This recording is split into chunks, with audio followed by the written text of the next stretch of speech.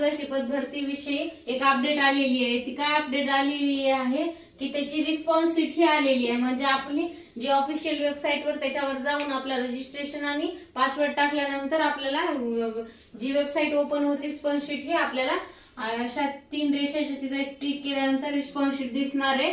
तर ती response sheet आपण चेक करायची ना, आपले किती प्रश्न बरोबर आले किती चुकीचे आले तर हे म्हणजे आपल्याला जाणून घ्यायचं। आणि कट ऑफ कसा लागणार आहे, प्रकल्प किती प्रकल्पामध्ये किती फॉर्म भरले होते याच्यानुसार याचा कट ऑफ लागणार आहे। तर त्याच्यावरून आपले मार्क हे होणार, म्हणजे त्याच्यानुसार प्रकल्पानुसार मार्क्स असणार आहे। तर त्या प्रकल्पामध्ये किती मार्क्स आलेले आहेत विद्यार्थ्यांना त्याच्यावरून ऑब्जेक्शन, आपल्या प्रश्नाचं उत्तर हे बरोबर आहे चुकीचं, जर प्रश्न जर मुळात चुकीचा असला त्याचं उत्तर पण चुकीचं असू शकतं। याच्यासाठी आपल्याला जे काही ऑब्जेक्शन घ्यायचं आहे ते पण आपण ऑब्जेक्शन घ्यायचं आहे। तिथंच आपल्याला तिथे ऑप्शन दिलेले आहे त्याच्यामध्येच आपल्याला ते ऍड करायचं आहे। अशा पद्धतीने ही आदिवासी विभागांतर्गत जी काही